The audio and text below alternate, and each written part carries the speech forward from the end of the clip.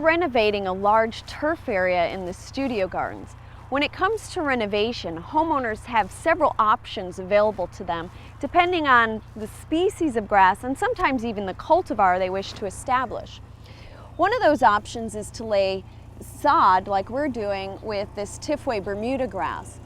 Another option is to sprig or plug small pieces of turf throughout the area and allow these to grow together over time.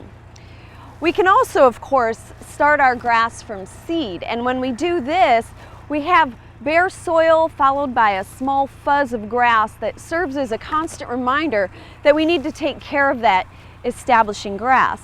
But when we lay sod, we have an almost instant lawn, and sometimes we forget to take that extra care to establish it.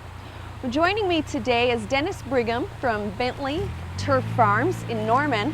Welcome to the show. Well, thank you. And thank you so much for helping us with this project. You're very welcome.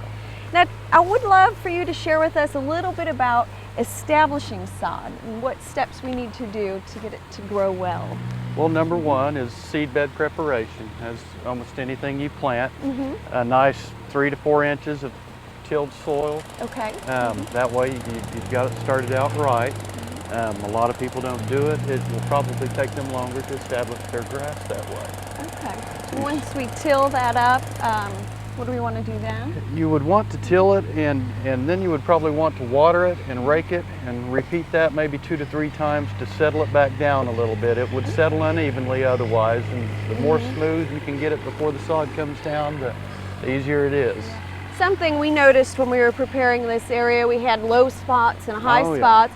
And so we moved a little bit of soil from one area to the other. Yes, any leveling or drainage issues, anything to do with the dirt, try to get it done before the sod comes in. Sprinkler heads, irrigation lines, you want all that in and settled beforehand. Okay. Much easier to take care of. Okay, and what about fertilizer? I'm sure this new grass is going to need to get off to a good start. It is going to be hungry. Most of the bags this time of year, we want to use a starter fertilizer, something like a 25-10, good nitrogen boost. Most of the bags will have recommended rates. Those are typically a maintenance type rate, and you want to increase it. If it gives you a range, you're probably on the upper end of that range. If it doesn't have a range, probably multiply it by 1.5. And then you're probably going to follow up again with a second fertilization maybe 3 to 4 weeks later. After laying down the first one. Okay.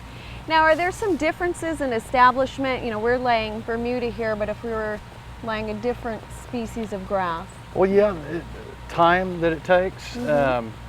All of them, I would say the first 7 to 10 days of moisture is highly critical no matter what type you're going in with. You might not need to water every day, but more than likely you will. But go and check it, monitor it for sure those 10 days. If you're in a hot time of the year, then maybe it's going to take 15 to 20.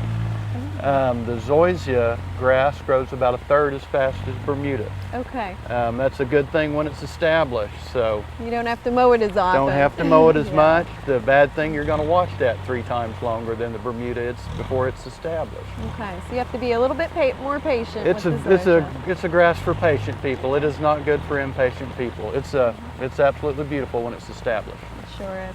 What about the fescues? Do they have any different needs or problems?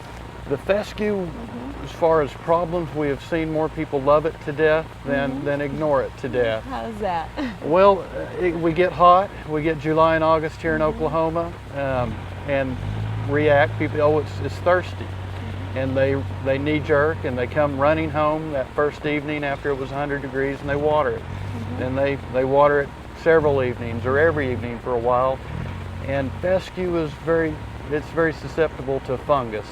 High heat, high humidity, temperature and humidity added together equal 150 or more. It's time to grow a fungus, so that's when you really want to be aware. Do not put it to bed with its feet wet. Water it in the morning. Water it in the morning. Yes. And that's a good tip for all of our plants. Everything is the rule on that. So. Okay. Anything else we would want to consider as we establish our sod? Your biggest decision is before you've bought, deciding on the variety. Pick the correct variety. It's not going to matter what you like in this spot if Mother Nature is not going to let you do it. That's one thing I've learned over the last 20 years is don't mess with her like the old commercial said. Well, that'll certainly save us a lot of effort in the long Um, run to get off to a good start. Mowing typically on most of the grasses occurs when it needs it. It's really not going to send much new leaf up until it sent roots down. Okay. Mowing with Bermuda grass or any of them actually will get your root spread going quicker. It'll actually promote root growth. Yeah, you're going to pour more into there than keeping the leaf going. Fescues, again, important not to scalp. Never remove a third of the blade at one time with the fescue. It's the same rule with all the grasses, they're just far more forgiving. The fescue might not forgive you one hot day. Okay, well thank you so much for joining us today. Thank you. And we will be sure to take good care of our Oh, I Bermuda. trust that you will. Thank you very much.